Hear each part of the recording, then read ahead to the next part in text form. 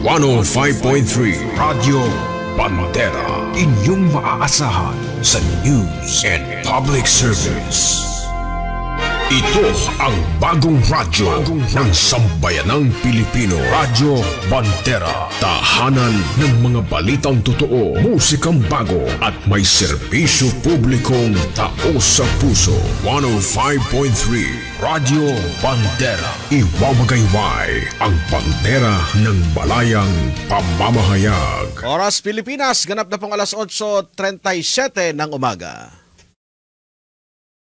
Radyo Bandera, Kuskus, Bandera, Kuskus, Bandera. Maghahatid ng impormasyon at mga nagbabagang balita. Tatalakay sa mga usaping pambaya sa ilalim ng nag-iisang bandera ng Republika ng Pilipinas. Ito ang programa maglalahad ng katotohanan. Kukuskusin, babatikusin ang mga pasaway sa gobyerno at sa ating lipunan. Kuskus, Bandera, Kuskus, Bandera. Sandigan ng mamamayan, kakampi ng mga ina. Kuskus, Bandera, Kuskus, Bandera. Natatanging programa sa radyo na nabubuhay sa maalamat na kasabihan ni Attorney Ruben Arcanoy. Ang lungsod na nasayo, maoy makahatag kusog sa demokrasya. Apan ang lungsod nga mapasagaron, maoy makapukan sa atong kagawasan. Kuskus, Bandera! Kuskus, Bandera! At ngayon, narito ang inyong anchorman.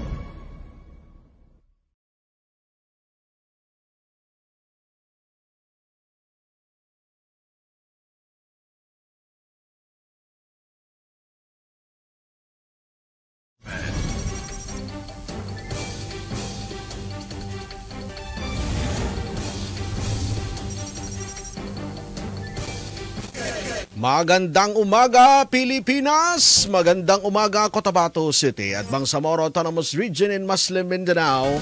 Po'y araw na po tayo ng Tuesday, araw na po ng Martes, ika-25 na po sa buwan ng Marso 2025. Muling sumasa inyo ang mga balita mula ho dito sa Cotabato City, Maguindanao, di ba pang bahagi ng Central Mindanao. Ihatid po namin ng live mula po yan dito sa Cotabato City. At sabayan din po tayong napapanood sa inyong telebisyon sa Bandera News TV, sa Channel 33 at Channel 4 ng Maguindanao Sky Cable, at gayon din sa Facebook page ng Bandera News TV Cotabato at sa 105.3 DXJN-FM sa dial ng inyong mga FM radio. Ako po ang inyong tagapagbalita, Jasper Acosta, ngayong umaga po ng Tuesday.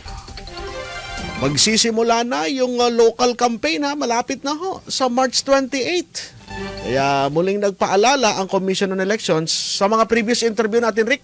Nagpaalala si Attorney Muhammad Nabil Butia na magsasagawa sila ng Operation Baklas sa March 28. Kaya yung mga tarpaulin na hindi po akma doon sa sukat na itinakda ng COMELEC at doon sa mga nakalagay sa mga hindi designated common poster areas, tanggalin na po ninyo yan bago po ang COMELEC mismo ang magtatanggal niyan sa kanilang Operation Baklas.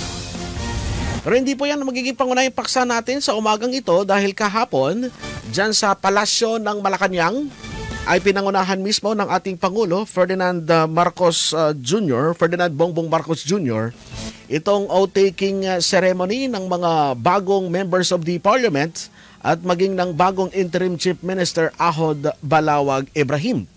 Kung saan at kanila pong isinaad po ng Pangulo ang kanyang mga hangad, ang kanyang nais na magiging direksyon nitong bagong members ng BTA. Yung iba po sa kanila ay reappointed at meron din po sa kanila ang mga new, mga bagong appointed members of the Bangsamoro Transition Authority. So nandun din kahapon si Secretary Carlito Galvez, si SAP Anton Lagdameo at ang iba pang mga opisyal. At siyempre nandun din si Sir Mohag Iqbal, ang ating bagong Interim Chief Minister Abdul Rauf Bakakuwa Rader, pero wala doon yung ating former Chief Minister Ahod Balawag Ibrahim. So pakinggan natin yung naging pahayag ng ating Pangulo Ferdinand Bongbong Marcos Jr. sa kanyang speech, sa kanyang talumpati sa harap po ng mga reappointed at new members of the Bangsamoro Transition Authority. Today, the Dean of the Diplomatic Corps, the Archbishop Charles John Brown III, and the other excellencies of the diplomatic corps who represent many of our friends who have been instrumental and important in the success of this peace process for us to finally come to this day. Officials and members of the Bangsamoro Transition Authority, led by Interim Chief Minister Abdul Rauf Makakua, fellow workers in government, distinguished guests, ladies and gentlemen, Assalamualaikum, good afternoon. I am pleased to join you all here as we pause and reflect on the events of the holy month of Ramadan. Around the world, Muslim communities are now celebrating the hour of iftar, or the breaking of the fast. After abstaining from all food and drink and doing only good deeds from dawn to sunset, our Muslim brothers and sisters will savor the taste of dates and water, just as the Prophet Muhammad, peace be upon him, once did. Even as a Catholic, I find this act deeply moving and profoundly meaningful. It is a reminder that sustenance is both physical and spiritual. It reminds us that our bonds are tightly held together by what we practice and what we believe in. And as we wait for the sun to set and the end of the day to come, we also witness a new beginning. I welcome all the newly appointed members of the Parliament in the Bangsamoro Transition Authority who have taken their oath today. To my fellow government workers in the Bangsamoro, you pledge to uphold the trust of your constituents. You will carry the aspirations of those who have longed for peace and self-governance. You will be instrumental to create a future built by and for the Bangsamoro people. Nakataya ang inyong mga pangalan at ang pag-asa ng ating mga kababayan sa inyong sinumpaang tungkulin. Huwag nating makakalimutan na inyong tungkulin ay para sa isang mas makatarungan at mas maunlad na Bangsamoro. Ladies and gentlemen, the years of conflict and misunderstanding in our country have raged too long. With you at the helm, I am confident that you will continue to prove that the implementation of every single signed agreement is a step towards long-lasting peace. We have collectively achieved remarkable progress in the Bangsamoro peace process. It is our shared responsibility to protect these gains and to ensure its uninterrupted advancement. I take comfort in the fact that our country is as diverse as it is. Different faiths and histories shape our nation. Like the many rivers flowing through Mindanao, our people have followed different paths. Some are shaped by the call to an afternoon prayer. Others heed the ringing of church bells. But just as these waters converge, so too we can move harmoniously together.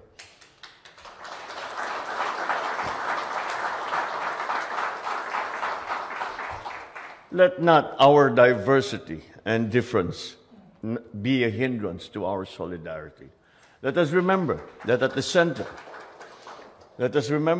center of our national identity is a common thread that binds us, our longing for peace and for progress.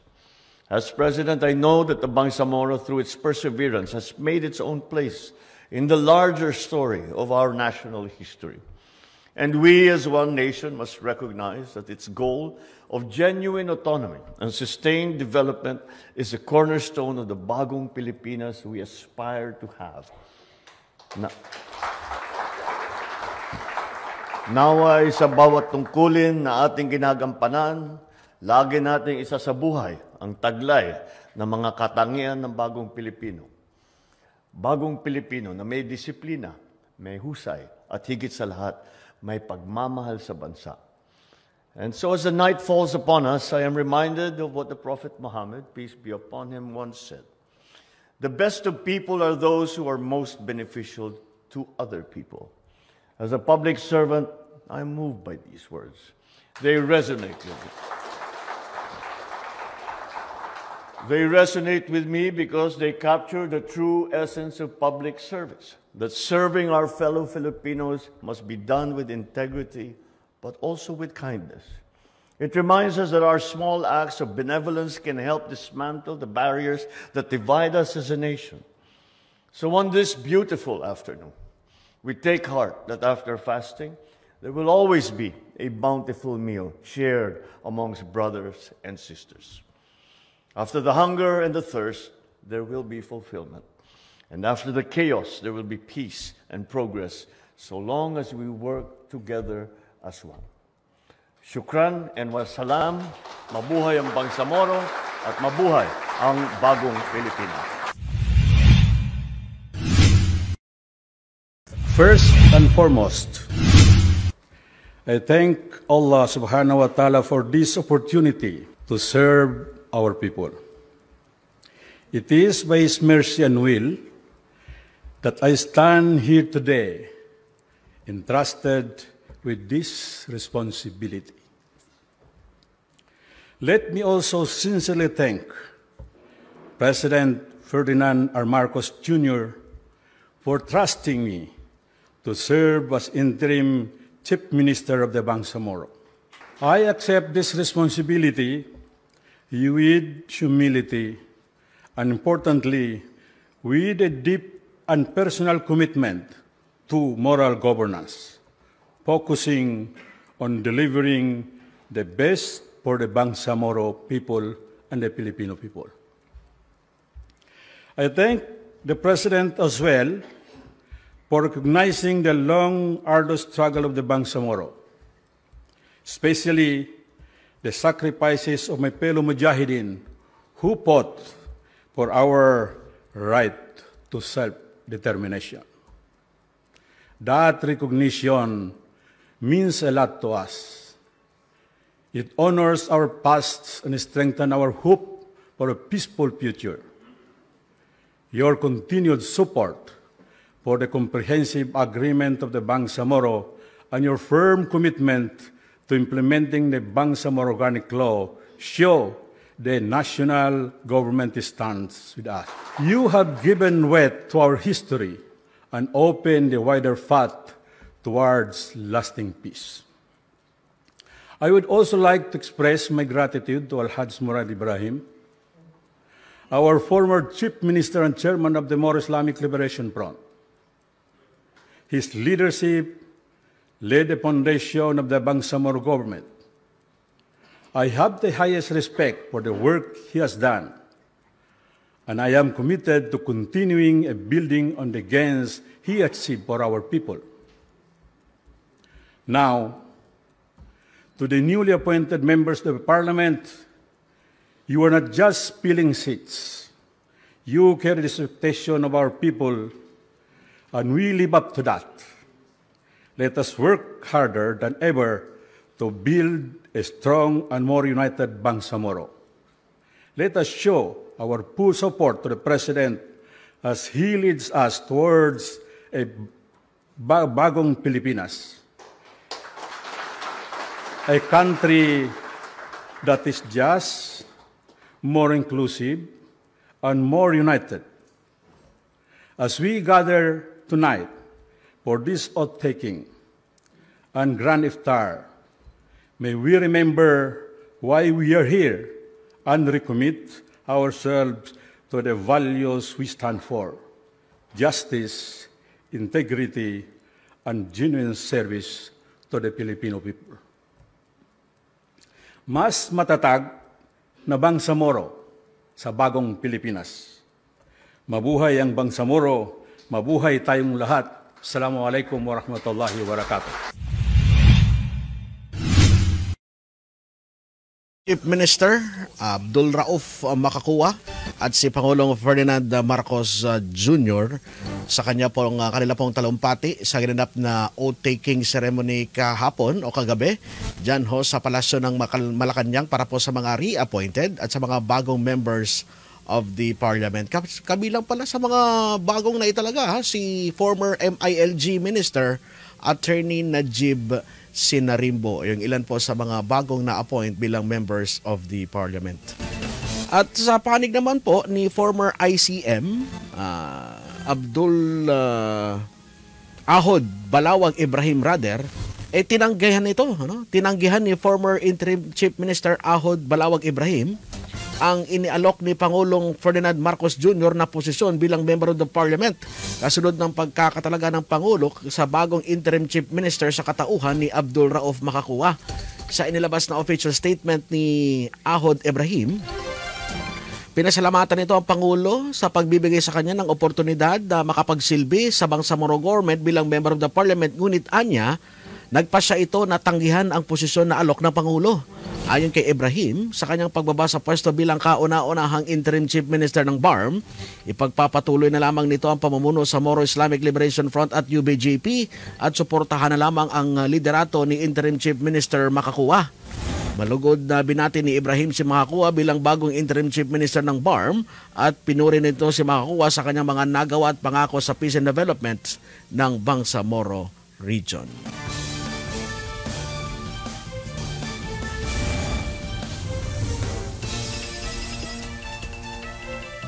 At dumako naman tayo sa iba pang mga balita. Kahapon, ginanap po ang Provincial Peace and Order Council meeting.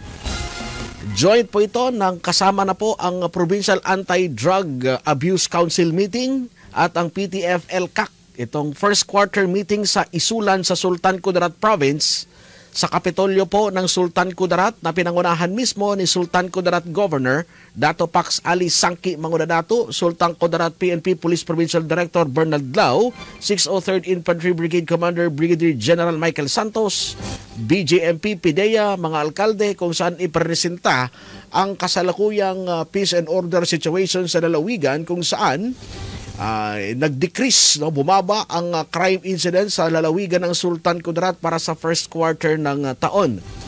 Bagay na pinasalamatan ng gobernador dahil ito anya sa pakikiisa at pagtutulungan ng iba't ibang sektor, lalo na ng ating mga kababayan ng LGU sa mga otoridad upang masugpo ang iba't ibang krimen.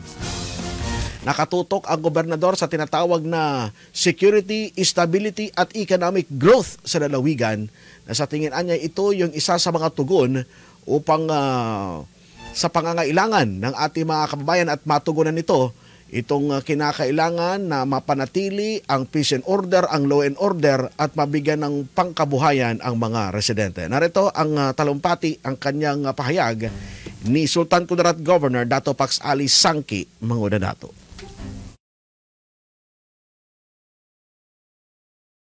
In the midst of everything that is happening, we will assure our people again, security and stability.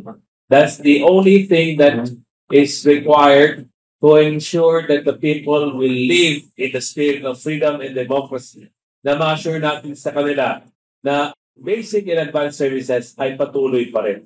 Whatever will happen, the people of Sultan Kudarat will remain to the sovereign Filipino people, and therefore are entitled to all the government services and protection that we can offer them. Yan naman ang mahalaga as we convene ourselves in the PKOC Padang and PTF-LCAC to remind ourselves that yes, we have accomplished so far, but there are many more things that we have to do. Rooms for improvement that we recognize, and areas where we can partner even further for a better and brighter Philippines and a better Sultan Kudarat for everyone.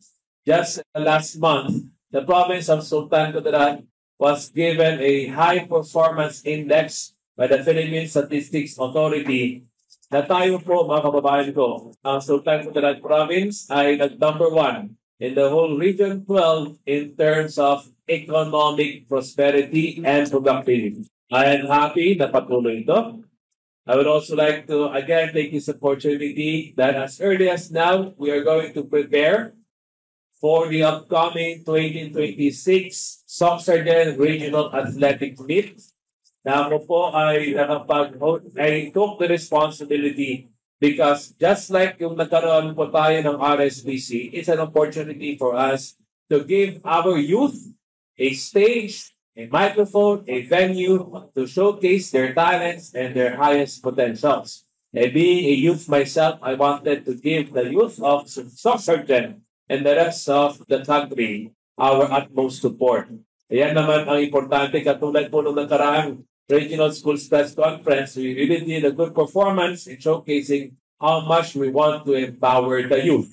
And I would like to congratulate the Department of Education for working well in ensuring the success of said activities. There are many more things to come, but at the end of the day, our mandate here is not only to ensure the safety and protection, to serve and to protect natin the mandate from the Constitution.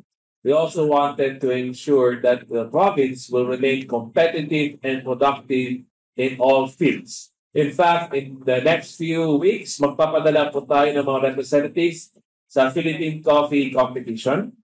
At then po ay sana makabag naman sila ng another recognition to make our country and our province very proud. We are also aware that there will be more activities na kung saan parte po ang lalawigan ng Sultan Kudarat, such as yung mga competitions in the national level, in Palawan-Provenza, ipapadala natin ang ating mga kabataan. In fact, I'm very proud na lang gagawin na ating mga kabataan because in the other fundraising ceremony, meron naman tayong mga delegates from the province of Sultan Kudarat who were awarded numerous medals in the last SRAA held in South Cotabato. And I was informed that we were able to get at least 70 gold medals, 70 silver, and 50 bronze. So talaga magaling po ang ating mga kabataan. This is all about them naman. No? Our life here is short, but at the end of the day, it's about how we live our country and our world to the next generations. But nevertheless, before I end, I was reminded of a very noble statement that we must always remain firm upon justice. Sinabi sa atin na nag-iisang Panginoon that we must stand firm upon justice even if it is against ourselves or our families. We have to be just. Yan din po message that we have to be honorable, not only before friends, but also before enemies. We have to respect no matter our differences in opinion, because we are all sovereign Filipino people. And at the end of the day, our differences will not dictate how divided we are. But it should inspire us further that through our diversity, we can agree, and through our unity, we can move forward. Yan po ang mahalaga as public leaders, public servants. We offer our people na okay lang magkaroon ng iba't ibang posisyon, iba't ibang opinion, but at the end of the day, we must consider, realize, and recognize the spirit that bound us together, and that is the spirit of being Filipino, the spirit of being one another's brothers and sisters in humanity. That's why before I end, I would just like to give a statement that we offer our condolences and prayers to the people of Gaza and Palestine. Ongoing po ang genocide na nangyayari sa kanila, and there are hundreds upon hundreds of children, women, and elderly who are being killed indiscriminately. Pati po ang mga hospital, mga mosques, and even churches are being bombed by a genocidal state. I really hope and pray na mahinto yan, especially not only are we celebrating the month of Ramadan, but we should always take into consideration that we are also celebrating progress and development. How can we be progressive if we still resort to barbaric and humane acts? That's why I'm calling and condemning the acts of Netanyahu and his government in killing civilians, children, women, and elderly, something that should wake in every single one of us a sense of concern for those people. It is not because they are Muslims. It is not because they are Arabs. Kahit sino pa sila, kahit atheist, Buddhist pa sila. As long as there's injustices committed against our fellow human being, we should stand firm upon justice. Yan po importante. So I'm calling out, and I am now making sure that my statement is heard, that we are condemning the acts of the government of Israel, the genocidal acts against the Palestinian people. Sobra nang ginagawa nila. Si Bin Laden nga nag-capture na wala namang pinatay ng mga bata. Ito kaya, bakit bata pang tinatarget? Hospital, mosques, churches, academic institutions, it should be an alarm for everyone. We are blessed in our country na tahimik ating lugar, hindi katulad doon. But we should always have the sense of kamalayan, concern, awareness that something evil is happening in our world, and we must stand and call out. Sino pa yan sila? Kamang-anak, kapatid, pamilya pa natin yan sila. Basta mali ang ginagawa, we will call them out because we will stand firm upon justice. And if there is oppression, we will ensure that in one way or another, through our actions, through our words, or through our hearts, we condemn all oppression and injustices in all forms. So with this, ladies and gentlemen, I really hope and pray that we continue to offer our people peace and order. At sana patuloy po ang pag-angat ng lalawigan ng Sultan Kudarat at ang pag-stay ng kamalayan sa ating mga kababayan and the stability that we offer to the rest of our citizens, that here in Sultan Kudarat, they can be assured that they have a supportive, performing, productive, and competitive provincial government for us. Ang napaka-importante na factor doon is yung pagkikipagtulungan ng ating mga local chief executives. Kasi katulad nung nangyari na insidente noong January sa shooting incident sa Libak at sa Calamansig, mabilis po ang ugnayan ng ating local chief executive at the same time yung ating community. At agad-agad nasundan natin yung ang suspect at nakuha natin kagad, nahuli sila. Yun, napakahalaga ng papel na ginagampanan talaga ng ating mga local chief executive at the same time yung community. Mayroon naman tayong mayroon po tayong mga kapulisan na naatasan sa lahat ng municipal police station na makipag-ugnayan. Naglagay tayo ng mga focal persons sa lahat ng kandidato upang sila mismo indirekta nating makausap kung sila po ay mayroon mga concern or threat sa kanilang buhay patungkol dito sa darating na halalan. Ang buong SKPPO po ay nakahanda at handa na po para sa ating eleksyon na darating. Okay, so far as of today, no, sa araw ngayon, wala pa po tayong namomonitor. Kung meron man, we will go after them. Sabi ko nga kanina doon sa report natin nung katatapos lang na Provincial Peace and Order Council meeting, nandyan ang ating kapulisan at ang buong pwersa ng kasundaluhan sa lugar ng Calamansig, Libak at Palimbang, kung saan mayroon tayong mga natatanggap na report na dumadaan pa rin sila sa lugar natin. Kaya dinaigting at pinalakas na monitoring, intelligence monitoring dito sa mga taong to na gagawa ng hindi maganda. Lalong-lalo na itong permit to campaign, hindi po natin pahayaan yan. So far, ang pinakamalaking banta lang naman sa atin is yung spillover na sinasabi natin eh. Yung spillover na manggagaling dito sa katabi natin na rehiyon. Alam na natin yun is yung sa Bangsamoro, Autonomous Region, no? Kasi for the past few days, weeks, and last month, in fact, is mayroon silang sporadic na tinatawag natin na putukan sa kabila. Subalit, nakahanda po tayo. Meron po tayong, sabi ko nga, pinagmamalaki natin dito sa Sultan Kudarat o kung hindi man sa buong Pilipinas, yung ating state-of-the-art border checkpoint facilities na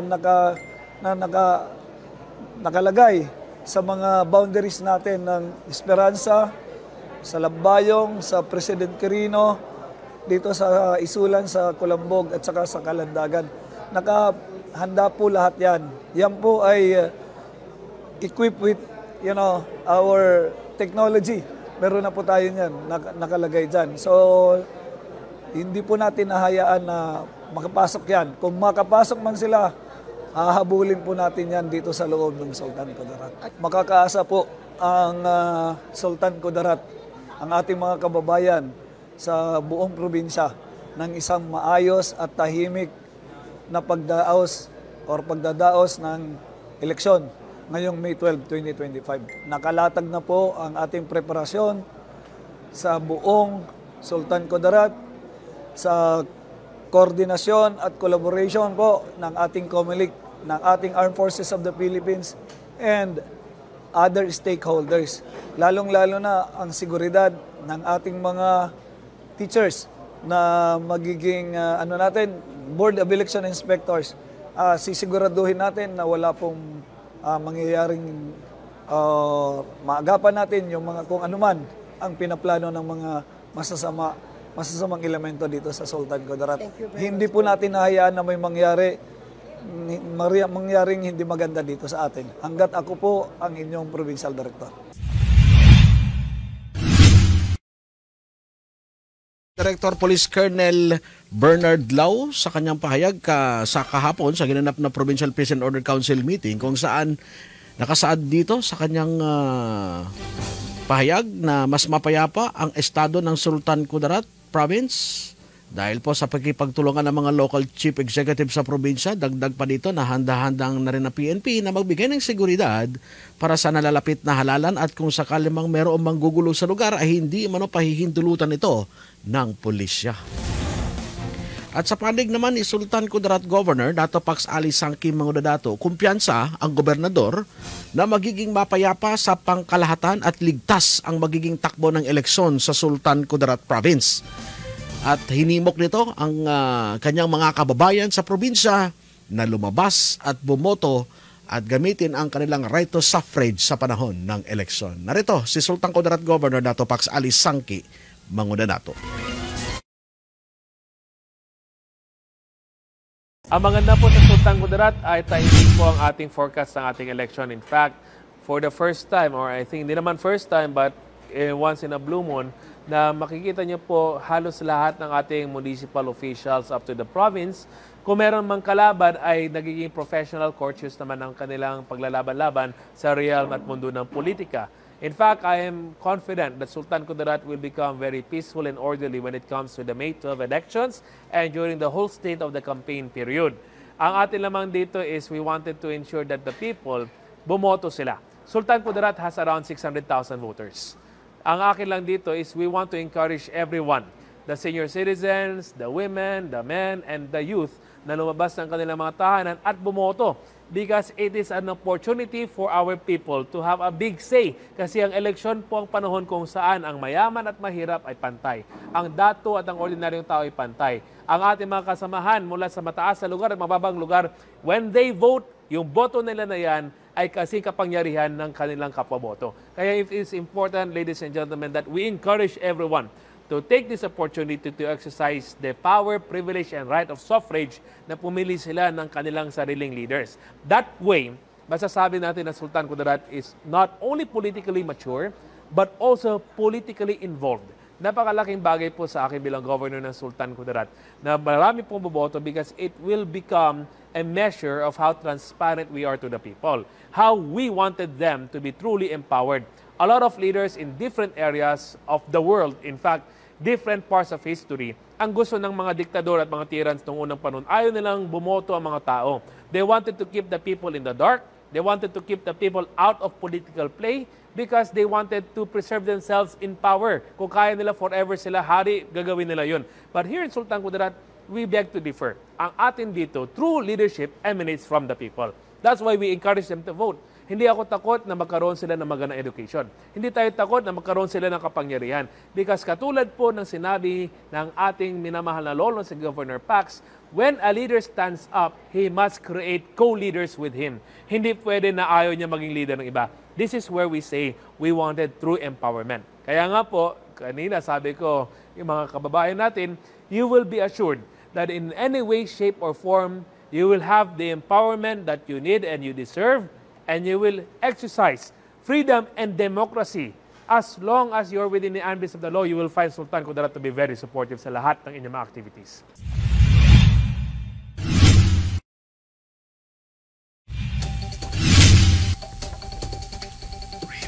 So yan po si Sultan Kudarat Governor Dato Pax Ali Sangki Mangudadato na sabi niya nito na wala raw magiging problema sa panahon ng halalan dyan sa kanilang lalawigan sa Sultan Kudarat Province.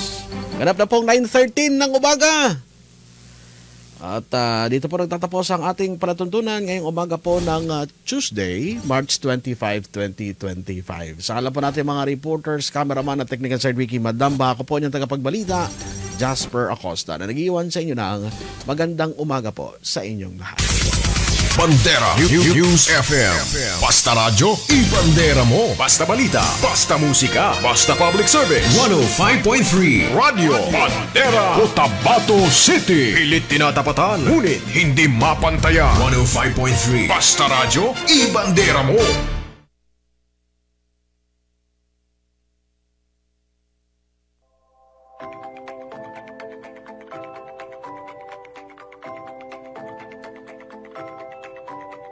Ang Bangsamoro Party o BAPA ay para sa kapayapaan, hustisya, kaunlaran at karapatan ng Bangsamoro. Ito ay nagsisilbing tahanan, silungan at kaagapay ng lahat, mapamuslim man, Kristiyano at lumad. Partido na umpungan na may tunay na malasakit sa ating bayan. Sa oras ng kagipitan, si BAPA ang maaasahan na ipaglaban ng inyong karapatan. Dahil sa BAPA, lahat kasali at walang maiiwan. Kaya naman, kay BAPA Tanulangon.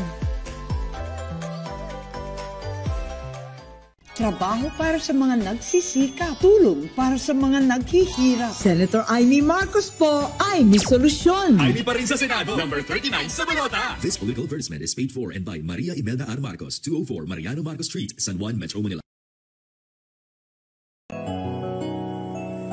Kay Maria Manguda Datu Agila ng Magindanawan, gobernador ang may malasakit, karapatan nyo'y ipaglalaban.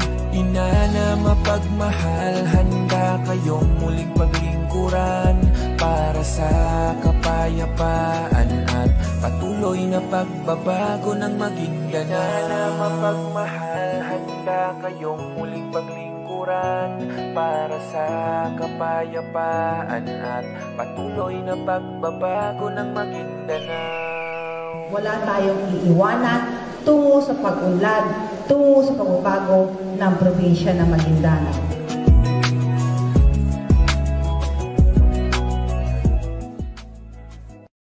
Sino magkakaguyod sa magsasaka? Agri, sa Agri, umagri tayong muli. Sa Agri, agrikultura, sandigan ng ating bayan. Buong bansa, nakikinabang. Umagri at magkaisa, proteksyon laban sa smuggling at importasyon. Umagri tayong muli sa Agri. Muling itanim sa Kongreso, Agri, patuloy ang paggawa ng mga batas para sa proteksyon at tulong pinansyal ng agrikultura. Umagri tayong muli sa Agri. Number 88 sa balota. Political advertisement, paid for and by Agri Portuguese, Flores Street, Ermita, Manila. Ang ating pangarap ay abot kamay na, bagong pag-asa'y narito na.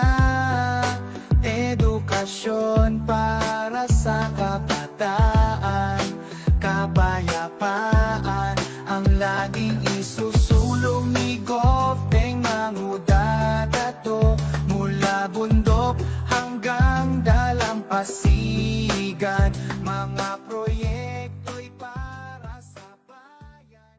Mga kabarangay natin, alam niyo ba na karamihan sa ating barangay ay kulang na kulang sa pondo kada taon? Sa dami ng pangangailangan ng ating barangay, hindi ito sapat. Ang barangay natin ay may dalang solusyon. Dagdagan natin ang pondo ng mga barangay. Magbigay ng tamang sahod at benepisyo. Bigyan ng sapat na seguridad ang bawat isa. Isulong natin ang mga programa para sa ating mga kabarangay. Sa barangay natin, may dignidad ang bawat isa.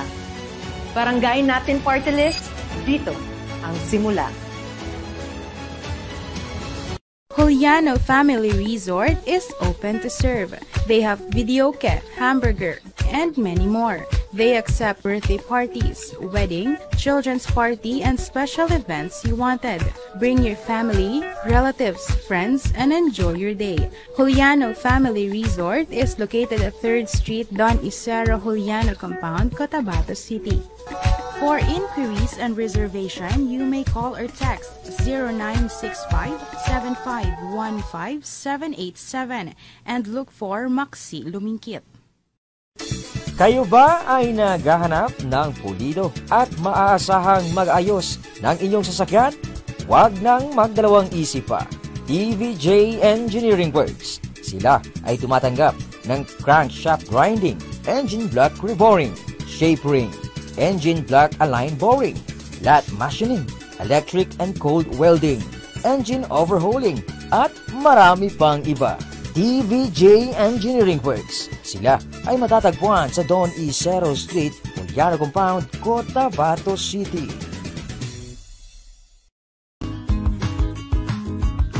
Looking for a low budget but satisfying entertainment? Subscribe now at Maguindanao Sky Cable. Offers 2-in-1 connectivity with lowest monthly rate. Provides internet connection.